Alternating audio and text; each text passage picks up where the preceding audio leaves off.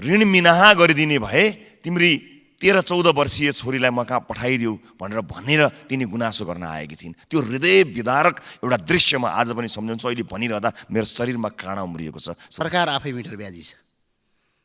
म अहिले सरकारका अर्थमन्त्रीज्यू हुनुहुन्न कि जस्तो लाग्यो। अर्थमन्त्रीज्यू भइदिए भए सोध्न मन लागेको थियो।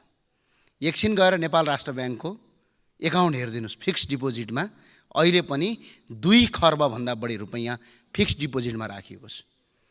सम्माननीय सभामुख महोदय, सबैभन्दा पहिला मुलुकी संहिता सम्बन्धी केही नेपाल ऐनलाई संशोधन गर्ने विधेयक 2080लाई आज यहाँ प्रस्तुत गरेकोमा म सरकारलाई धेरै धेरै धन्यवाद दिन चाहन्छु। हुन त यो विषयलाई लिएर यसको चाहिँ जस लिने हानथाप भएको हो कि भने जस्तो परेको होला। गत योभन्दा अघिल्लो बैठकमा मैले आफैले आफ्नो दलको तर्फबाट यदि यो मिटर ब्याज सम्बन्धी विषय संसदमा आउँदैन भने संसद चल्न सक्दैन भनेर पूर्व सूचना गरेको थिएँ। म त्यसलाई अलिकति त्यसको अन्तर्य अलिकति यहाँ सम्मानित सदन समक्ष म प्रस्तुत गर्न चाहन्छु। सम्मानित सभामुख महोदय, म सञ्चारकर्मी रहँदाखेरि सबैभन्दा बढी उठाएको विषय यही हो। त्यसमध्ये एउटा सर्लाहीको गाउँको एउटा सुदखोरको विषय थियो। सिङ्गो गाउँलाई शैतानी ब्याजको पासोमा पारेको ती व्यक्ति अहिले जेलमा छन्, सम्भवतः अझै पनि छन् होला।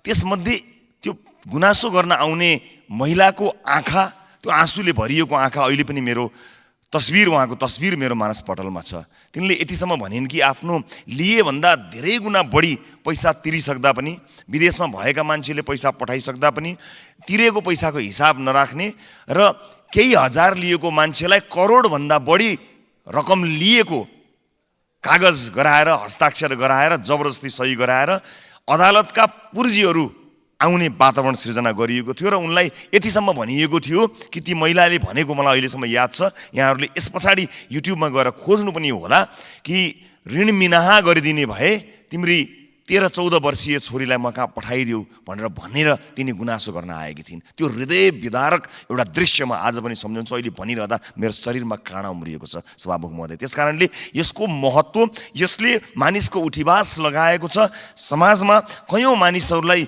अझ महिलाहरूलाई पीडामा पारेको छ। त्यो कथा त आएकै छैन, मानिसलाई बाध्य पारिएको छ विभिन्न किसिमको क्रियाकलापका लागि। त्यस्ता कुराहरू आएकै छैन। त्यसकारणले यसको महत्त्व दर्शाउन मात्र खोजेको।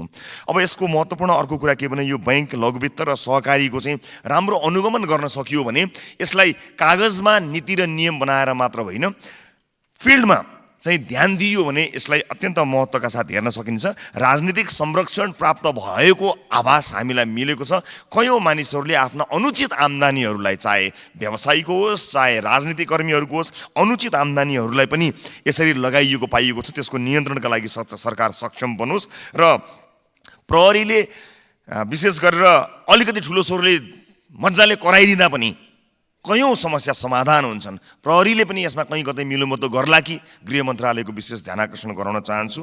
र त्यति मात्र होइन, बैंक र वित्तीय संस्थाहरूले जुन किसिमले ब्याज लिइरहेका छन् तिनलाई नियन्त्रण गर्न सकिएनछ भने कानुनी रूपमा हामीले लडेर जनताका हितमा कानुन बनाइदिँदा पनि त्यो कार्यान्वयन हुने पाटोमा गएन भने त्यसले आम नागरिकलाई हित गर्दैन। अन्त्यमा मुलुकी संहिता सम्बन्धी केही नेपाल ऐनलाई संशोधन गर्ने विधेयक 2080लाई जानकारी गराउन चाहन्छु। समर्थन गर्दै यसको सफल कार्यान्वयनको लागि म सरकारलाई अनुरोध पनि गर्न चाहन्छु। धन्यवाद। माननीय सभामुख महोदय, अहिले मिटर ब्याज सम्बन्धी जो कुरा आएको छ यो सबैको सहकार्यमा, सबै राजनीतिक दलको सहकार्यमा हामी सबै एकै ठाउँमा छौँ र यसलाई पास गरेर जो अन्यायमा परेका छन् उनीहरूलाई न्याय दिनुपर्छ भन्ने हामी लाइनमा छौँ। राष्ट्रिय प्रजातन्त्र पार्टी यसको पक्षमा छ। तर विडम्बनाका साथ भन्नुपर्छ, हामी यहाँ व्यक्तिको मिटर ब्याजको कुरा गरिरहेका छौँ, यो धेरै राम्रो कुरा हो। तर आज सरकार आफै मिटर ब्याजी छ। म अहिले सरकारका अर्थमन्त्रीज्यू हुनुहुन्न कि जस्तो लाग्यो। अर्थमन्त्रीज्यू भइदिए भए सोध्न मन लागेको थियो। एकछिन गएर नेपाल राष्ट्र ब्याङ्कको एकाउन्ट हेरिदिनुहोस्, फिक्स डिपोजिटमा अहिले पनि 2 खर्बभन्दा बढी रुपैयाँ फिक्स डिपोजिटमा राखिएको छ। हिजो अस्ति मात्रै नेपाल राष्ट्र ब्याङ्कले सरकारी खाता, जो मलेपाले सरकारी खाता रोक्का गर्नभन्दा अगाडि एकै दिनमा 17 अर्ब 13 अर्ब रुपैयाँ निकासी भएको छ। त्यहाँभन्दा अगाडि त्यो पैसा किन निकासी भएन? त्यो पैसा कहाँ थियो? अहिले पनि नेपाल टेलिकम, अहिले पनि तपाईँको नेपाल विद्युत प्राधिकरण, नेपाल सडक डिभिजन कार्यालय, अहिले पनि तपाईँको विभिन्न किसिमका नेपालका सरकारी निकाय आफै मिटर ब्याजी छन्। अहिले पनि फिक्स्ड डिपोजिटमा पैसा राख्छन्, विकास निर्माणको काम ठप्प पार्छन्। अन्डर टेबल मनीका लागि देशलाई तपाईँको विकासका काममा ठप्प पारेका छन्। यसको ज्वलन्त उदाहरण मैले जुम्लान भोगेको छु। धौलीघाट खानेपानी आयोजनाको पैसा अहिलेसम्म त्यहाँको डिजीले रोकेर राखेका छन्, त्यो निकासी हुँदैन। यसको समाधान गर्नुपर्छ। जसरी गाउँ गाउँमा अहिले मिटर ब्याजलाई अन्त्य गर्नका लागि हामी एउटै साथमा छौँ, हामी कानुनी प्रक्रिया, तर एउटा ठुलो समस्या पनि आइपर्ने देखिन्छ। यदि हामीले बेलैमा हामीले सोचेनौँ भने अब भयभरको पैसा ल्याएर सहकारी र ब्याङ्कमा राख्ने, सहकारी र ब्याङ्कले चाहिँ सजिलै लोनै नदिने, अनि सीमित व्यक्तिको र सीमित तपाईँको पहुँचवालाको हातमा देशको पुरै अर्थतन्त्र जान्छ। यसले चाहिँ भोलि मुलुकलाई विकराल स्थितिमा पनि पुर्याउन सक्छ। यतातिर पनि हामीले ध्यान दिनुपर्छ भन्ने कुरा मलाई लाग्छ। र आज पनि र अहिले पनि फिक्स्ड डिपोजिटमा नेपाल सरकारको पैसा कति छ? आज बेलुका गएर भोलि बिहान पत्रचार गरे हुन्छ। यसरी फिक्स्ड डिपोजिटमा पैसा राखेर देशको विकासमा अवरोध गरेका छन्। र आज संसारका कुनै पनि देशले आफ्नो पैसालाई फिक्स्ड डिपोजिटमा सरकारी पैसा राख्दैनन्। तर हाम्रो देशमा विडम्बनाका साथ यो हुन्छ। यसले चाहिँ मुलुक बर्बादीतिर गएको छ। र सँगसँगै अब हामी यसको पक्षमा छौँ। अपराधीहरूलाई कानुनी कारबाही गर्नुपर्छ। र कारबाही गर्दै गर्दाखेरि मिटर ब्याजका नाममा तपाईँको त्यत्तिकै हुँदै नभएका कुराहरूका पछाडि पनि जसरी पनि तपाईँको निराकरण गर्ने कुरा र अनुसन्धान गर्ने कुरा चाहिँ बडा पारदर्शीका साथ हुनुपर्छ। किनभने अपराधीले मात्र कारबाही भोगोस्, निर्दोषले कारबाही भोग्नु हुँदैन। यतातिर हामी जानुपर्छ। र अहिले सरकारले ल्याएको विधेयकमा, यो विधेयकमा पूर्ण समर्थन छ। तर सरकारले बडा नाटकीय ढङ्गले अन्तिम दिनमा ल्याए जसो भोलि एउटा दिन गरे जसो यो चाहिँ गर्नु हुँदैन। 59-60 दिन हुँदाखेरि 55 दिनमा ल्याए हुन्थ्यो। अब अहिले ल्याएका छौँ र यसका लागि हामी सबैको साथ र समर्थन छ। यस विधेयक टेबल गर्नु भएकोमा कार्यव्यवस्था पद्धतिप्रति कृतज्ञता व्यक्त गर्न चाहन्छु। हाम्रो दलको नेता माननीय रवि लामिछानेज्यूले असार 29 गतेको सदनको बैठकमा एउटा दबावमूलक अनुरोध राख्नु भएको थियो कि यो टेबल भएन भने हामी अवरोध गर्न सक्छौँ भनेर। त्यो अनुरोधलाई मानेर तपाईहरूले टेबल गरिदिनु भएकोमा पद्धतिप्रति कृतज्ञता व्यक्त गर्न चाहन्छु। साथै एउटा कुराको दुःख र खेद पनि व्यक्त गर्न चाहन्छु कि प्राइम मिनिस्टर अफिसबाट एउटा प्रेस स्टेटमेन्ट जारी भएको थियो जसमा हामीलाई अभियोग लगाइएको थियो कि हामीले सदन रोक्नुको कारण त्यो उद्देश्य हो। त्यो गलत थियो। त्यो गलत राजनीतिक अभियोगप्रति खेद व्यक्त गर्न चाहन्छौँ। यस प्रक्रियाले मिटर ब्याजीहरूलाई राहत दिनेछ र न्याय दिनेछ भन्ने अपेक्षा राख्दछु। राज्य न्याय र कानुन त सधैँ कमजोरको लागि परिकल्पना गरिएको एउटा प्रक्रिया हो। बलियो त त्यतिकै पनि बलियो नै छ। त्यसैले यो कमजोरहरूलाई न्याय दिन आवश्यक छ।